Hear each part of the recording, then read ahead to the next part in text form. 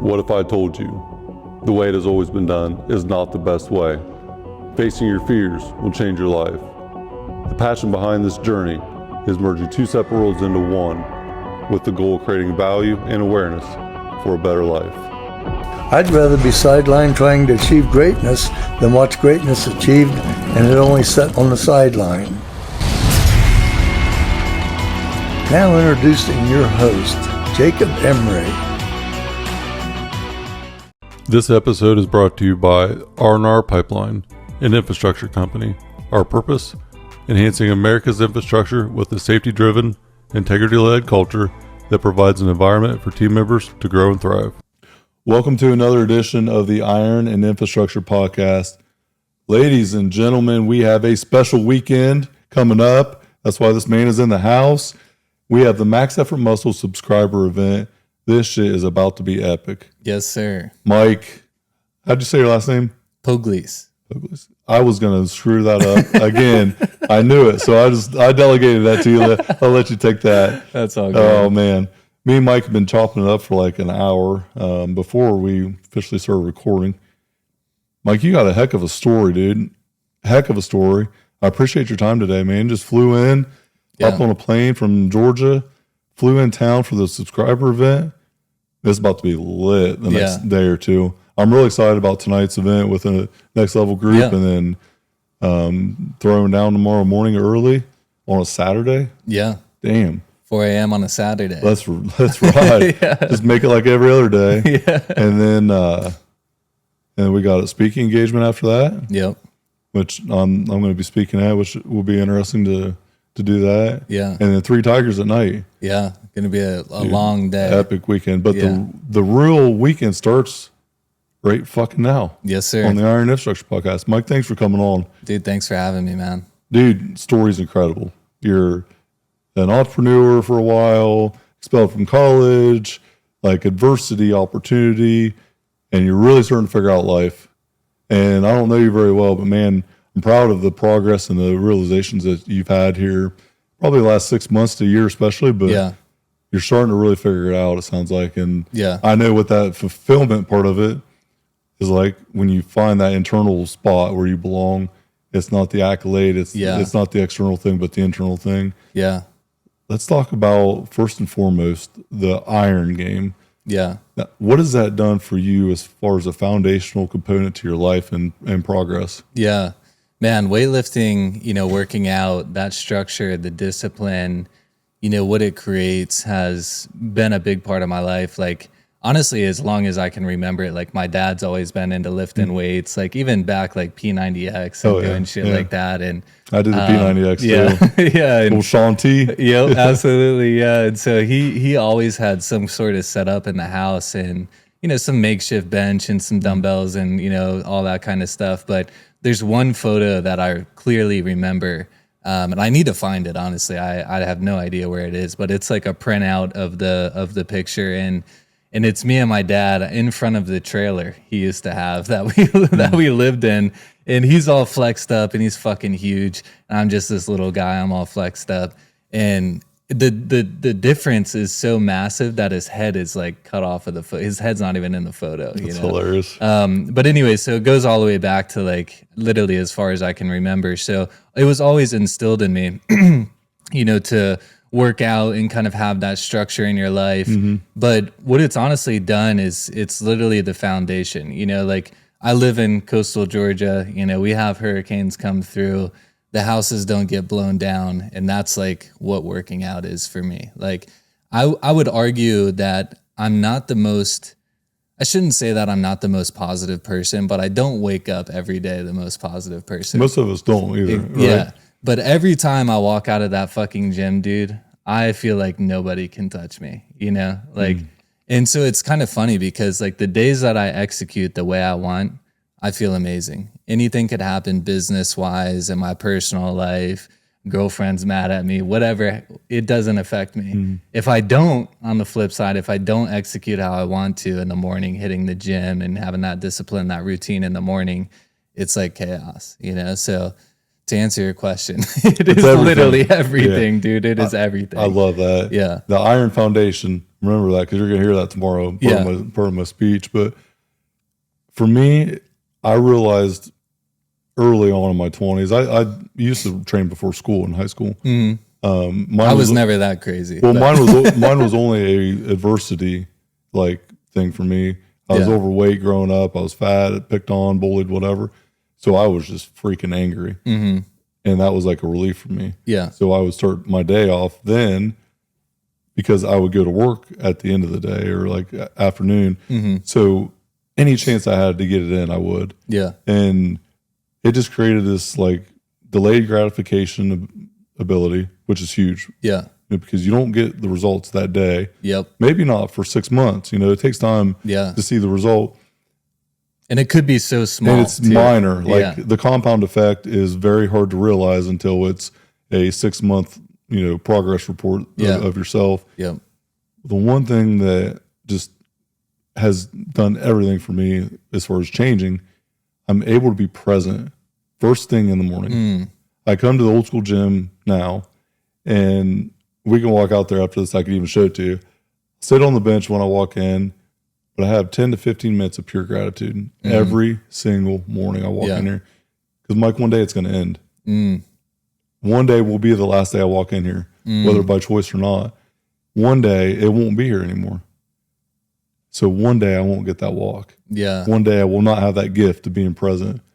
Talk about gifts, presents, they interchange in words. Being present is a gift to me. Yeah. And so every day that's how I start. And for me, it's just made me realize that when it's going really good, it's not that great. And when it's really bad, it's also really not that bad. Yeah. Just be present in the moment, and it's a good moment. Yep. Whether high or low, like just embrace what it is. And then everything else about your day goes better. Yeah. Before 6 a.m., I have an hour of training, my mind and my body. So personal development's normally on the way to the gym. I got 15 minutes in, 15 minutes back to the house, half hour getting ready, and then wherever I'm going that day. But I got an hour of complete mental and physical like reset and application before the sun even thinks about coming up. Yeah. Yeah. That's a win. Start the day that way, dude. Yep. I even got to the point where I started training like 7 days a week. On the weekends, I would wake up like 5 or 6. I'd sleep in, but I would still wake up and get in before the sun would come up. Yep. And I quit the last couple weekends. I didn't do it because I've been fatigued pretty bad, but I feel it worse when I don't do it. Yeah. It's amazing how that just sets the tune for the day. Dude, what's funny is like I did not miss a workout. Like I mean, I could probably count on my hand how many times I missed one, like over the course of like 6 years. And I went to that, what you just said, like I went to, hey, I'm really feeling it right now. I'm going to take the weekends off. And that happened for probably like 6 months. And within the last couple of weeks or so, I was like, nah, I got to do something on the weekends, even if it's just some sort of arm pump or something, I got to do something. It's intentional movement, though, really. Yeah. Not to mention, I live on the beach, so it's it feels not good hard to lunge out there. Yeah, it feels good, walking out there. You feel all jacked, But yeah. So, anyways, I've circled back around to like 7 days a week. Now it's more intense, like you said. Monday through Friday. 3:15 wake up. I'm in the gym by 4. On the weekends, up by 5, 6, and I'm done with everything by like 7:30 or so. So it's a little bit more chill on the weekends, but just doing something. It's not intense, right? Oh, yeah. It's more like, it's almost therapeutic for me. It is, yeah. Because it's like, all right, I'm not exhausting my body like I do during the week. Yeah. But I'm moving my body with intent. The blood's flowing. Like, yeah. You're really just doing like a prolonged warm up. Yeah. With minor intensity. Yep. Which ultimately, I think it helps activate the recovery too. Yeah. Because the blood flow is going, you're not stiff. Like, there's some mornings on the weekend because of how much I applied through the week where, I wake up and I'm like, God, I'm like 90. Yeah. And I don't move because of that, but that's the reason I need to move. Yeah. Yeah. And then I just kind of break out of that and then I'll be fine. But thinking that I need to recover is actually by moving to accelerate the recovery. Yeah. Yeah, what you resist, you should lean into and do, But yeah, and it's like for me, it's, circling back into the positive mind and the negativity and stuff. For me, it's literally that. It's just building that positive mental attitude makes me feel really good. I mean, Nobody ever left the gym feeling worse than they entered. Guaranteed. Unless you get hurt. I've done that. But, True. I have, thrown around some 2.5 pound dumbbells and, tweaked my back and been a little pissed off leaving the gym. I should correct myself. Yeah, dude, the first time I ever benched 400, I 400 benched 400, and then I, coming off of like a rotator cuff injury too. Jesus. And I was in my early 20s and bench 400, and I'm on top of the freaking world. And I walk up, I take my gym bag, throw it over my shoulder. My arm is blown out for 3 months. Yeah. Because of that swinging of the bag over my shoulder. Talk about high and low all in like a 5-minute dynamic. But funny how the body works. It is. Like, I just push 400 pounds off my chest and not let it hit my face, and I can't throw this 10-pound bag over my shoulder and not blow my shoulder out. But it's just interesting because of that little movement. Yeah. But don't get too high or too low on it. Be grateful for walking out of the gym in a good mood. Yeah. I don't know if you've ever heard this or not. I used to struggle with this like mentality thing probably just a few years ago, honestly, where I was just in a rut. Mm-hmm. We all get it, dude. We're all human. We have ruts. But I was being soft and like I knew it. So I couldn't figure out what to do to get rid of it. Mm-hmm. But I was like, you know what? I bet if I listen to myself be this pathetic and I say it out loud, I'll quickly get over it. Yeah. On the way to the gym, I record myself 5 minutes. I said everything I felt, everything is in my head. I put out there. Yeah. And I would leave the gym and I would listen to it back, and that lasted about a week, and it was gone. Yeah. Because I had instant like optimism, because it was just me being in my own way. Yeah. Yeah. Like I was just being petty. Yeah. And sometimes it gets hard, but what's the alternative? Dude, and that's the thing. Like, actually, it was funny because not that long ago, so there's a guy that one of my, coworkers, associates, whatever you want to call him, but he's doing like the carnivore diet. He's been doing it for like 6 months or something. And one of the people on our team asked him, hey, like, how long do you plan on doing that? And he was like, I don't know. I mean, how long do I want to not feel like shit? And I was like, that's a good ass way to think about dude. it. I mean, it's like, what are you willing to give up or not willing to give up for the life that you desire to have? Yeah. Purpose over pleasure. I always tell myself that. Yeah. Well, that's what is so misguided with society today. Discipline creates freedom. It doesn't take freedom. Yep. And so many people are like, oh, I can't do that. I don't have the freedom to do this.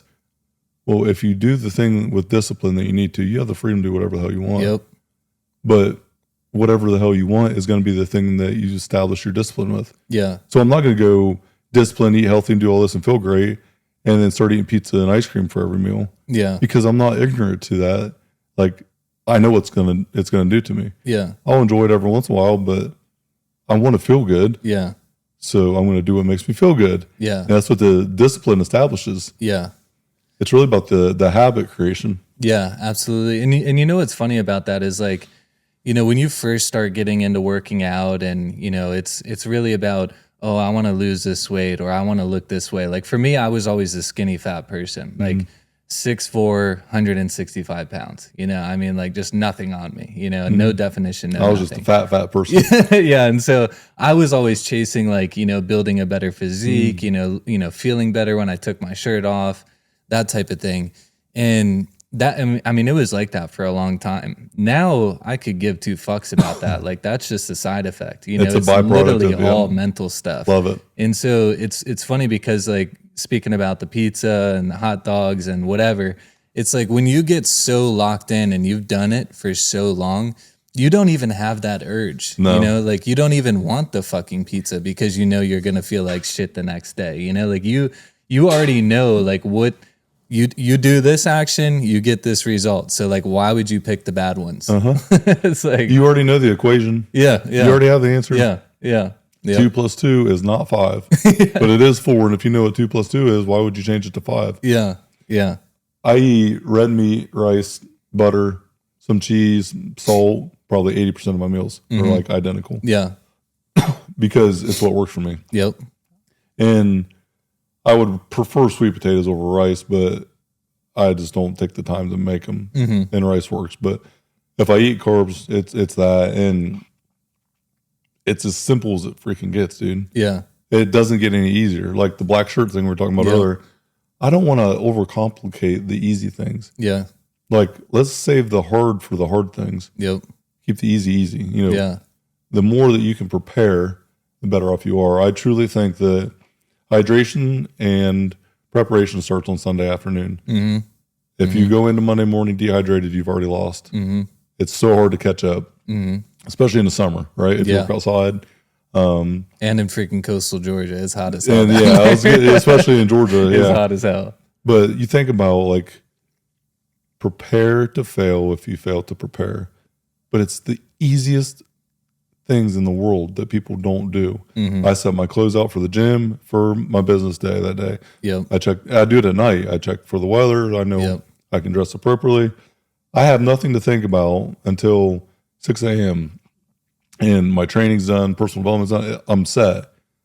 It's thankless tasks that you have to think about that are not, with the preparation not being there, that end up bogging people down. Yeah. And they get, decision fatigue on the important stuff because they don't take care of the little things that Yeah. are really irrelevant. You waste so much energy on the little things. Yeah. My girlfriend gets so pissed because, I always joke with her. I'm like, number one, if we weren't together, the grocery bills would be way cheaper. But number two, I would literally eat the same thing every day, twice a day, and it would be fine because it doesn't get to me. Now I've gotten to a point to where I enjoy it. I enjoy eating the freaking steak or burgers and the green beans and the avocado. Like it tastes good, But the other thing too is like you said, it's so simple. I don't really have to think about it. I know it works. Easy, easy to prepare. It's good. It fuels me. I feel good. Like it just checks all the boxes, So she's the type of person, and I love her to death, but we're literally the opposite. She's like the type of person that like, okay, we had burgers and green beans once this week. We can't have it again until next week, And it's like, to your point, who the fuck wants to put all that thought into something so simple? Same as the clothes. Yeah. Right? Yeah. Like I know, Yeah. I think Zuckerberg was talking, like he wears a blue shirt every day. Yep. But like this black tee, my daughter, it's hilarious. My daughter, we turn on the TV or whatever. We have YouTube TV. She'll see my face from the YouTube channel, and Daddy, it's the same shirt or something like that. Daddy's shirt, like Daddy, you always have that shirt on, even when I'm just casually like lounging around. Yeah. It's almost the same shirt every single day. Yeah. I have nothing to think about. Yep. Dude, that's such a level of freedom that people don't even understand. Yeah. I don't think about, I look the same. I can wear this professionally because I changed my shoes up and I'm good. Yeah. It's that simple. Yeah. And this is the other part for me that really was eye-opening. I would stress myself out so bad writing my own programming. So I wrote my own programming for probably 4 years, 3-4 years. I had a Whoop. I was tracking my calories, and calories in, calories out, macro, like intensely tracking everything. And it stressed me out. Yeah. I'm intuitive now completely. Yeah. I follow Pump 30s right now. Like I've been following G's programming Yep. for probably 3 years now. I don't think about any of it. I don't even know what I'm doing until I show up. Yeah. Talk about a stress relief, dude. Yeah. Because it's all that unnecessary time and attention I was putting into something that may or may not have had to. Yeah. Because I wasn't moving the big rocks up the hill. Yeah. I was pushing the sand up the hill, and it wasn't going. It was just falling Yeah. back down. What you put your time into, what you focus on, is huge. Mm-hmm. We've been talking about a lot about time management within business and everything else. And when you think about focus, finish one course until successful. Mm-hmm. If you think about it from that lens, what's a priority today? And I don't do nothing until that's accomplished. Really hard, but really powerful to do. Yeah. And we were talking about different time management tools within business and everything else. What's been the one accelerator for you that's really been eye-opening to think about whenever it was about being efficient with time? I think it's literally just been putting boundaries around things, to be completely honest with you. Like especially when I had my own businesses, it's very easy to just kind of like work all the time and, drop everything to do one thing and that type of stuff. But, like number one, the boundaries sets like the intention around what you're doing at that time. But the other side of it is like, if you think of a racing horse, they got those little flaps on their eyes or whatever. They can only see what's in front of them. Love it. And Great analogy. They're only focusing on running towards what's in front of them, and they make a little turn around the track or whatever and come back to the finish line.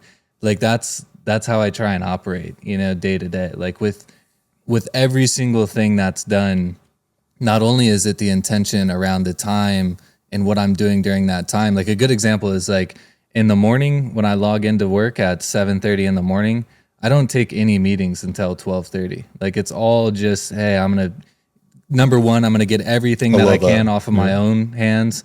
Number two, I'm going to focus on any hard things I need to be doing because that's the time where I'm most energized. And then, the meetings and shit, I'll take them later. Like it's fine. If people want to call me before 12:30, I'm not answering, I'll answer it after, 12:30.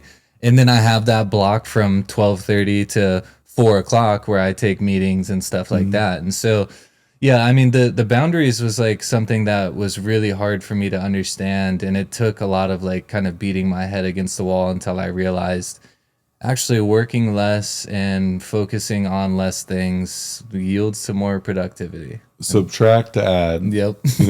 Subtract items off the list to add productivity and efficiency. Yep. Yeah. And I do a very similar thing now. We talked about the entrepreneur time system, which I'm very dedicated to and have been for probably a year. So I'm doing the energy time audit to really scale like what I'm doing with the amount of time I'm spending on certain tasks. Like, am I doing tasks that are out of my unique ability? I can delegate and have a much better ceiling of success with. The other thing that I started doing from 6 to 9 a.m. pretty much every day, priority block of tasks that day. Yeah. So whatever the project is, I have very tangible results every week I need to accomplish.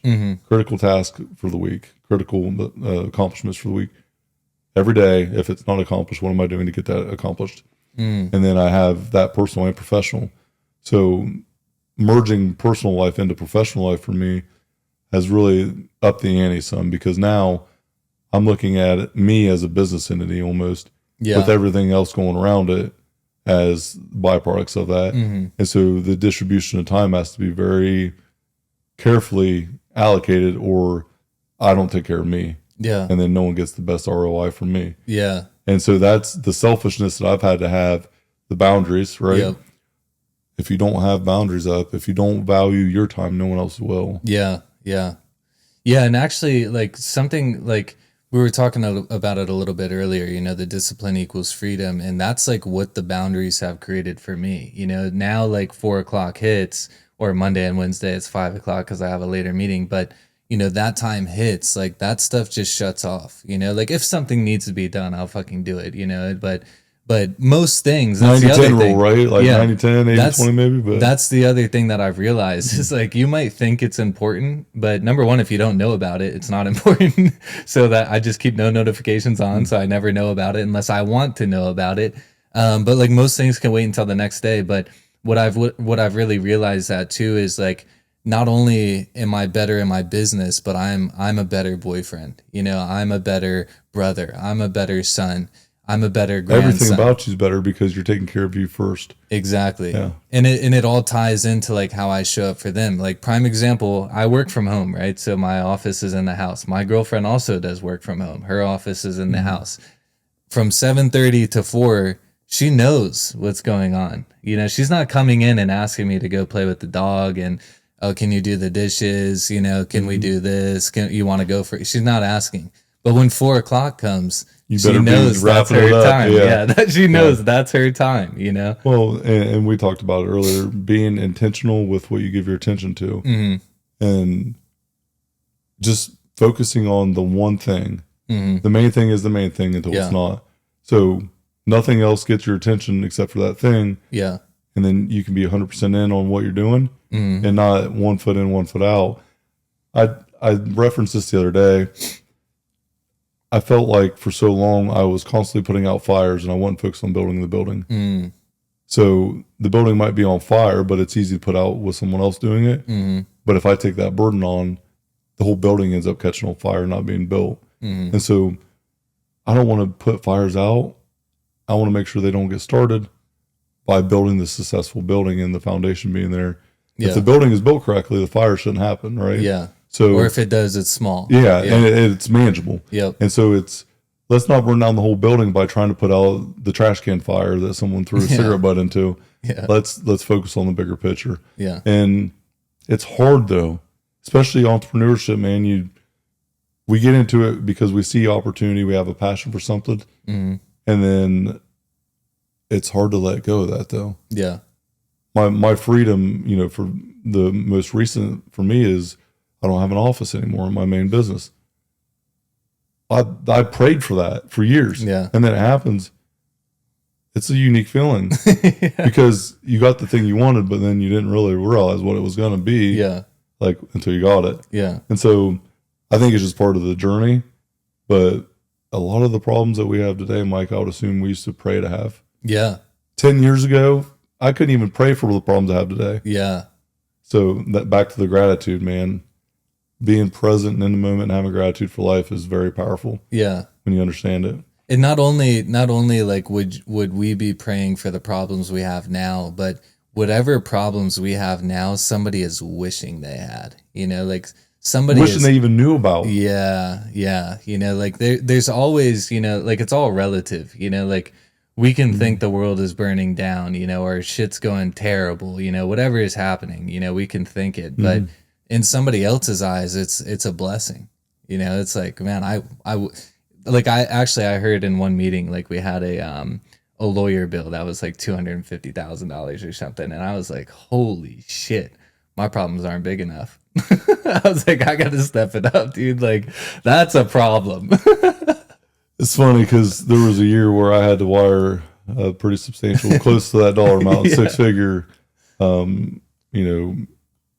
I had to wire the money for taxes in like a 2-day period, like turn around, like go wire right now. And I was distraught about that for a few minutes. And I'm like, you know what?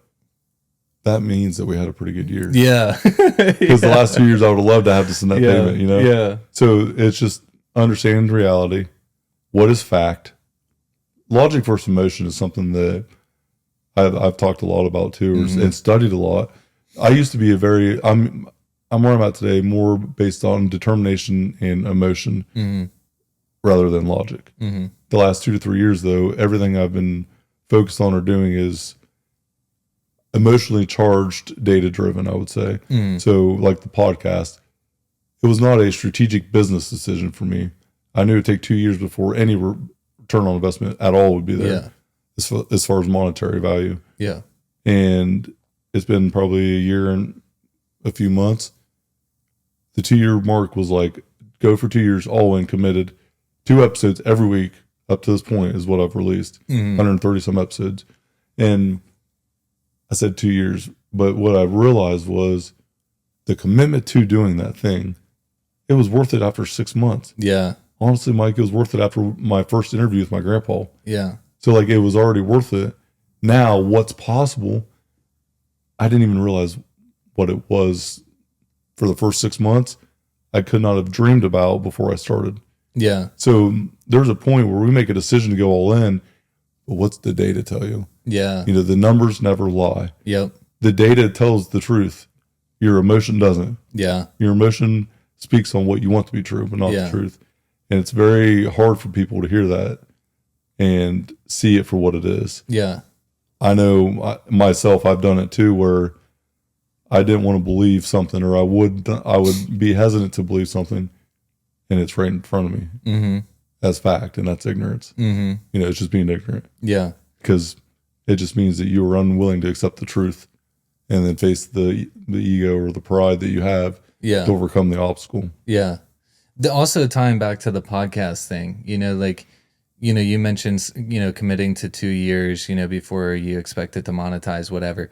What if like the monetization is this right here? What other situation would me and you be sitting down for an hour or whatever, how long it's going to be, would we be talking, if you didn't have this podcast? It's amazing that the value that's been returned is more therapeutic. Network expanding. Yeah. Instead of going to a buddy's house and having a bourbon on a Wednesday night, I sit down and do this. Yep. Yeah. I met some epic freaking people, had great conversations. My network's 10x'd. Yeah.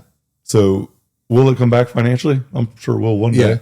Does it matter right now? No. Yeah. Because right now I've been able to grow my network with great valuable relationships. I promise you, Mike, I'm not going to see you at the bar having a bourbon on a random Wednesday night in Central Ohio. Yeah. Yeah. So you're right. There is no other way to create these unique opportunities for yourself and for the ones you care about too. Yeah. And then everybody has a story to tell. Yeah. The only bad story is the one that's untold to me. Mm-hmm. And everybody has greatness inside of them. And I truly believe that everybody has greatness. There's greatness in all of us. It's unlocking it, accepting it, and greatness is like success and fulfillment to me. Mm-hmm.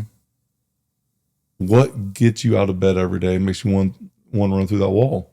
And like unpacking that, dude, is hard. Yeah. And it almost sounds woo woo and all this, but I promise you, what you focus on expands. Yeah.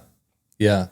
No, you're exactly right. I mean, positive and negatively, like it's funny because I talk to my grandma like once a month for a couple hours. It's funny because we meet on Zoom. She lives in Michigan and I live in Georgia. So I don't see her, but it's, 2 to 3 hours. We'll be talking. We have coffee every Sunday morning. And, she said to me, maybe a month ago, 2 months ago, I don't know when it was, but recently. And she was like, you know what, there's always things I got going on, like my hip hurts, my knee hurts, this and that and this, but you will never hear me talk about that. And that's what she was hinting at. It's like, if I keep focusing on how bad my hip hurts, it's probably only going to hurt more, but if I focus on the fact that like, I can even fucking walk, guess what? My hip doesn't hurt that bad anymore because I'm 70 years old or 65 years old and I can still walk and I can still move, So yeah, what you focus on, it definitely will come to fruition. So you got to be careful about it. Yeah, you do, because negative or positive, it can definitely be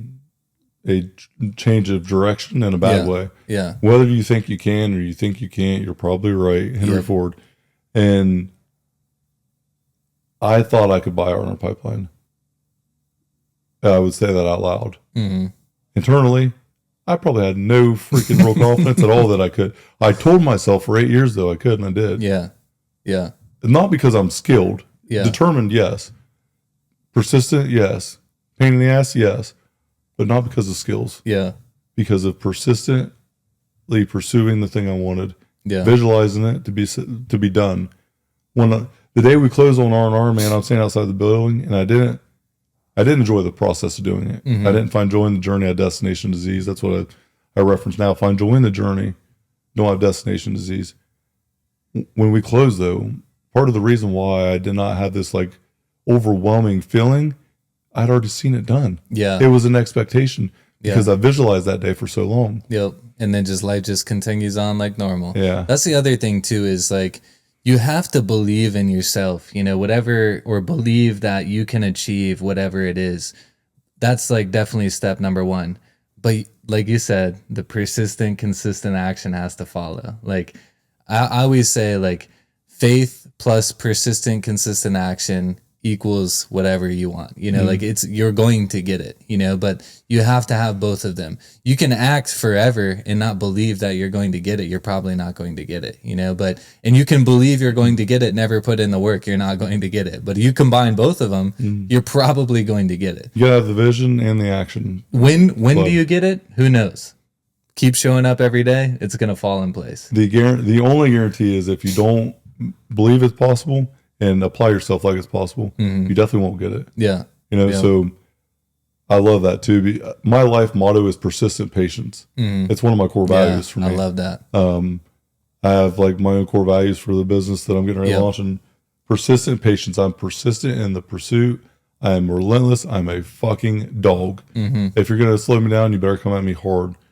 I'm patient with the outcome because there have been so many times I've pushed or forced an outcome and then the outcome never happened because I ruined the opportunity. And me and G talked about this when he was going through all the island. He couldn't do anything else to make it go forward. If he did anything else, he would make it go backwards because he would screw something up, right? Yeah. And so persistence used to be always persistent, but now I'm patient with the outcome. Yeah. Because I've learned more. I love that. Yeah. And that ties all the way back to what we started off with, the iron. Like that's why I think like working out and doing something physical for yourself is like a non-negotiable, and it needs to be for everybody, because that's what happens. You know, it's the showing up every single day for 6 months to a year, not seeing anything. And not expecting anything. Yeah. But then all of a sudden one day you look at the original photo next to a recent one and you're like, holy shit, I'm a new person. And so like when you can create that from something so simple as working out, then just apply that into business. It's the same fucking thing. But like the challenge is we don't. You know, as humans, we want the Lamborghinis and all this shit tomorrow, you know? And Dude, it's like, yes. most people get that stuff and they're still not happy. You know, so And it's that's like, it. That's the thing, because external accolades and monetary value and fancy materialistic things Yeah. are not what make people happy. It's the person that you become to be able to buy them things. Yeah. Buying on our pipeline was the thing that I thought would make me happy. And I was 2 days after, I was the most miserable I'd been in years. Yeah. And I didn't know why. But it wasn't about the ownership title. It was about who I'd become to be able to accomplish that. Yeah. Yeah. The impossible feat that it was perceived to be, and all that. I thought I would feel something. I didn't. Yeah.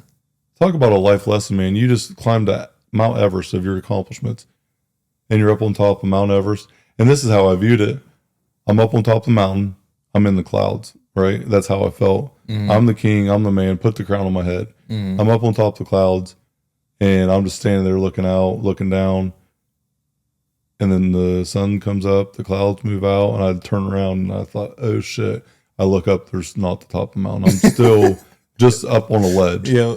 Because I didn't enjoy the climb. The view has a very distorted taste, Yeah. a very distorted visual.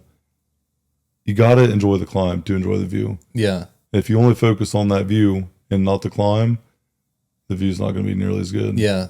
Also, you know, I think like, you know, the Lamborghinis, you know, the ownership titles, you know, like in most cases, those are other people's dreams. You know, those are other people's visions. And so like the biggest thing that I've realized, because I was like that, I was a very materialistic person. I didn't really understand that I wasn't until I moved to Tybee Island and I saw all these hillbillies rolling around sitting on fat dough and like literally looking like they were poor, but they were so fulfilled, so happy, literally did not care. And that's like when it opened my eyes for me. And then I really started to understand like, all right, maybe my goal isn't, you know, the Lamborghinis and I mean, if I had the money, would I buy it? Maybe, I don't know, you know, but like, what am I pushing for, you know, like completely changed. So like, I think that's really important too, is like, if like whatever you're working for, or, and this is stuff I tell myself, is like, whatever you're working for, like make sure it's because you want it, not because like somebody else wants it for you. So good. Yeah. I told you a little bit about it earlier, but the dream framework. And in order to fulfill your dream and to live out your dream, everybody else's dream for you has to die. Family, friends, no one else's dream matters as much as yours does. And if you want to accomplish your dream, there can only be one. A dream is unique to every individual. It's like a fingerprint. Yeah. It's yours. It's unique. And no two people have the same exact dream. Yeah. Because no one else is going to have the visualization that you do. Yeah. We're all special. We're all great internally. It's unpacking it and figuring it out. With a dream, you got to have direction. So this is the dream framework in a nutshell. Direction. What direction am I heading down right now? And what direction do I want to be heading down? First reality check. Because so many people want X, but they're going down the path of Y. Yeah. So you got to have the right direction. Risk is the R. What risk am I going to have in front of me if I take on pursuing my dream? Mike, the better question is, what risk will you have if you don't? Yeah. It's the do or do not. Yep. Assessing the risk chasing your dreams compared to not chasing them. Well, if you don't do it, the risk is you never accomplish it. Yeah. And the second part is you risk having regret on your deathbed. Yeah. And then go to E. The E is empower. You have to empower yourself to visualize it like we were talking about. You have to empower yourself to believe you're worthy of it. It's all about empowerment. Empower yourself and the direct people in your circle, your family, your friends that matter the most. The empowerment has to be there, because without empowerment, you're just kind of wandering along. You got to have a conviction of some sort. Yeah. And that's empowerment. Yep. And all that shit's cute. Direction, risk, and power. That's great. Action is the A. If you don't apply it, without action, there is no accomplishment. Yeah. Hands down, fully applying yourself with action, intentionally chasing this thing leads you to the M, mountain. You got to have a mountaintop. You got to have a place that you want to go, but you also got to enjoy the climb. So the mountain is about having that 10-year plan, however far out you scale, 5 to 20 years, whatever it is, having that long-term vision for yourself, which is your mountaintop, but also enjoying the climb. So it's about the gratitude. Yeah. And it's part of my program that I'm having come out. But the dream framework is just that. And it's unique, like the fingerprint. 77 and a half. 77 and a half is the average lifespan in America today. I think it was in 2022 when I looked it up, was a study. Yeah. That's 28,307 days. Yeah. At 18 years old, you only have 21,000 some days left. At 18 years old, Mike, you have lived 23% of your life. That's crazy. So you graduate high school with a quarter of it's gone. Yeah. But you really don't start living until that point either. Yeah. Because you're not developed enough to have capacity, mental or physical yet. Yeah. 23%. My life is halfway over probably. I'm 36. Yeah. I'm damn near halfway done if I live to be 77. Yeah. You know, pretty close to halfway mark now. But I'm in my prime now. Yeah. Just coming into it in the last couple of years. Yeah. We don't get a lot of time on this earth though. Yeah. Our experiences are unique. Like this right now is special to me. Yeah. Like we're forever going to have a bond because of this moment and this weekend. And I talked to you one time outside of this in person. Yeah. And that was for a couple of minutes, maybe at best. Right. Yeah. And so thinking about life in itself, time is precious. Yeah. It is the commodity that we can never have more of and never replace. Yep. And no matter what we do, you can't make more of it. Yep. Yeah. Yeah. There's a rapper, Fabulous, I think is who it is. And he has a song. I think it's called Time. And that's one of the lyrics. It's like, you know, it's something like, you know, money, you can always make more, but the time you can never get it back. And he's basically saying like, make sure you give your time to like the people you care about, whether it's, you know, good or bad, you know, give your time to your family if that's what you want, or give your time to somebody else if that's what you want. But like basically be intentional with it is, you know, what's behind that song. But that like string, even though I don't know it word for word, it's always stuck with me. You know, I've always thought about it. Well, what is a priority? So priority awareness is what my theme of last year's priority awareness. Am I aware of what the priority is, and am I allocating my time according to that priority? And when you think about time, it is our most valuable asset. Yeah. And we never know how many hours or minutes or days we're going to have left. But if you do live every day like it's your last, one day you will be right. Yeah. But what a fulfilling life if you live with that kind of mindset. Yeah. Not like, fuck it, I'm going to go, you know, get a bunch of hookers and do cocaine for a month. But like living every day with purpose. Like when you lay down at night, did you have a fulfilling day? Did you apply yourself? Were you productive? Do you feel satisfied with what you did that day? Yeah. You know, and being intentional about your time, and also opinions of others. Remembering that I'm going to die one day. If there's even a time that it starts to creep up where I have like secondary opinions come in, like, oh, what's this person going to think? What that person going to think? That fucking person isn't going to come to my funeral if it rains a little bit. Yeah. So what does it matter what they think? Yeah. You know, if it's not someone that I'm going to ask their advice for, I'm not going to care about their opinion. Yeah. And that's next level freedom also. Yeah. Because opinions are nothing but unnecessary weight. And if you don't allow them to be weight, then they mean nothing. Yeah. Because that's what value is majority of the time. Yeah. Criticism is valuable from the person that's been where you're at. Whenever someone, like if G comes and criticizes me or calls me out on something, he's doing it from a place of love. Yeah. Because he's been there. Yep. The man in the arena. And he cares about you, you know, he wants you to win. Man in the arena. It's my hands down favorite quote. It's a screensaver on my computer, on my phone. It's not the critic who counts. How many times, Mike, have you probably seen someone in the stands throwing shade at you when you're down in the arena?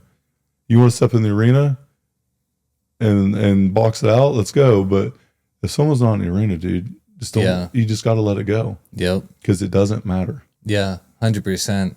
No, I couldn't agree more with that. I mean, in going back into even what I was saying about the materialistic things, like that's truthfully like what it was about. You know, I wanted to be perceived as this person, you know, and like, you know, my girlfriend, you know, will say, oh, you know, I'm the one that like, you know, has the friends and stuff like that. And she's not wrong. You know, don't get me wrong. You know, like if it was just me and I didn't have her, I'd probably be a very solo flying guy, Right. you know, and I'm fine with that. But like, you know, she will, you know, she'll joke and she'll say, oh, you know, you don't really care about them people or whatever. And I'm like, yeah, you're kind of right. You know, it's not even that I don't care. And it comes off as like arrogant and like an asshole, you know, like I don't give a fuck, you know, like that's definitely not what I mean.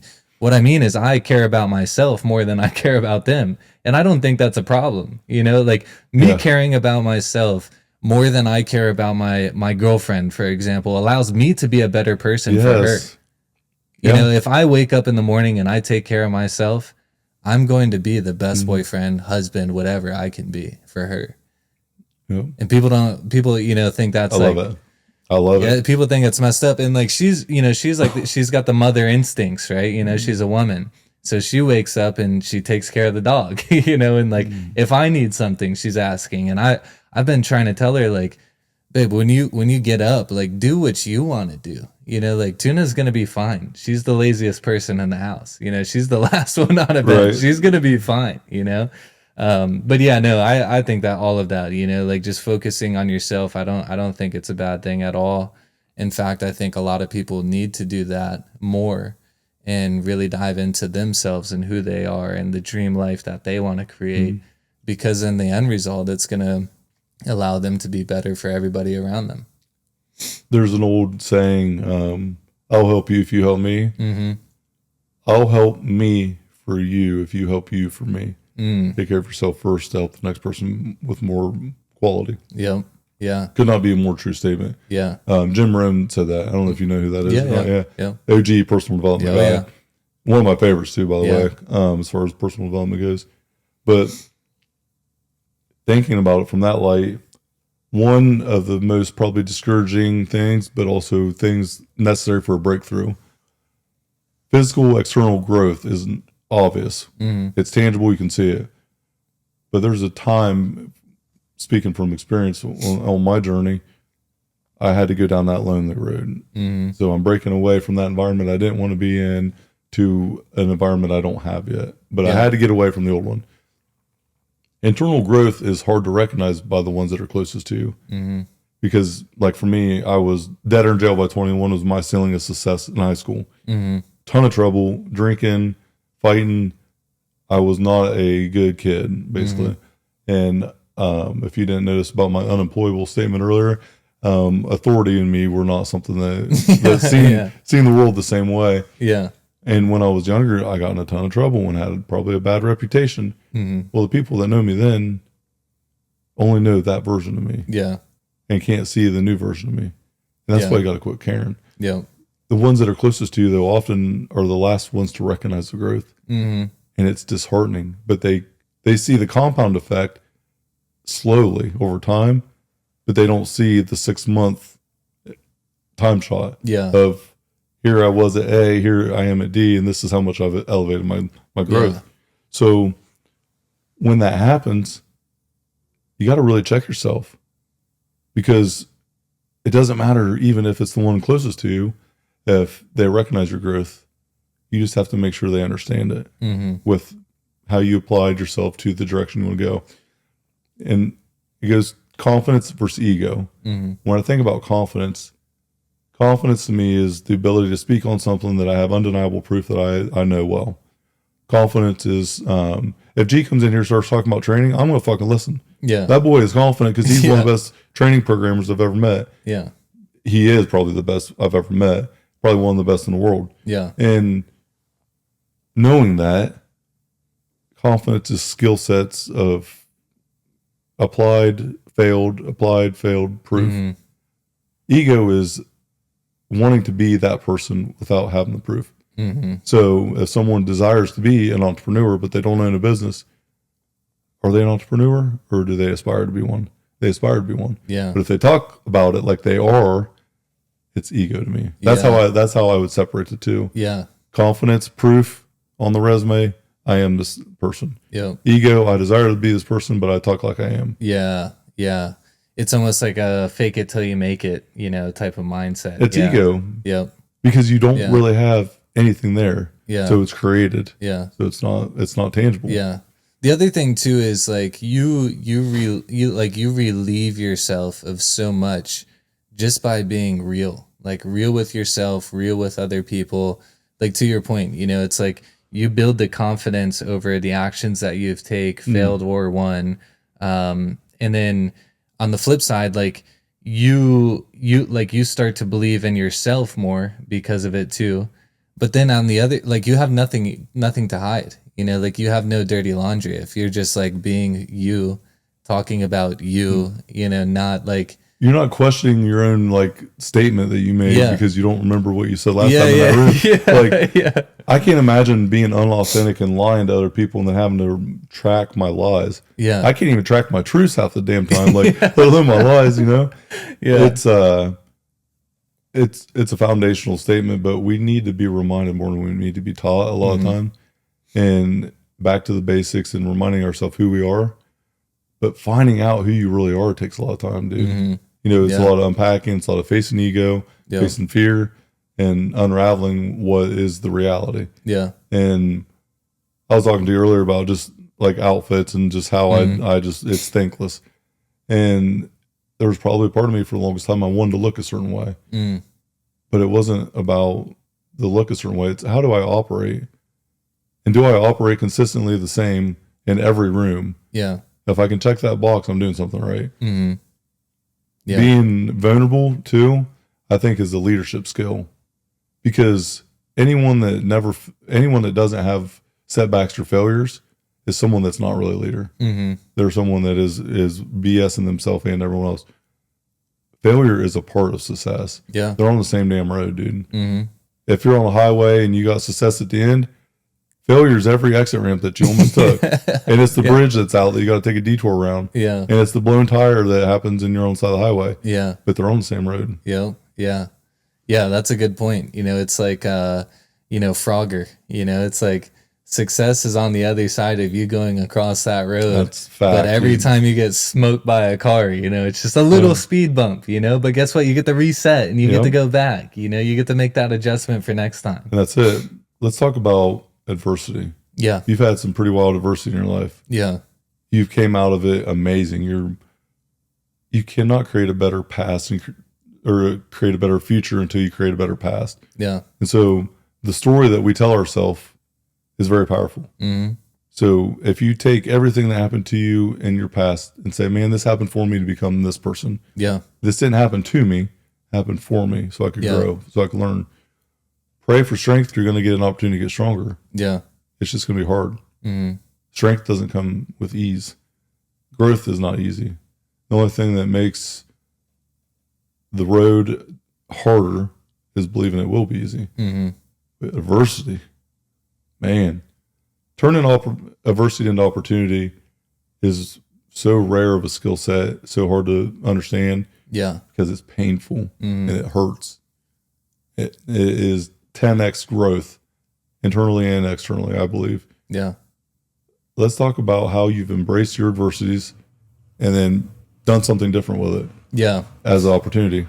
Yeah. I mean, I've definitely had a lot of setbacks like throughout life, but it's funny because like, I've had some tough ones, that tough in my eyes, right? There's definitely people that I've had worse, Yeah. Tough to me, tough as fuck. But, like one of them that was like kind of like a huge turn of like my life, I guess, was, I was going to Coastal Carolina University. I was there to study marine science.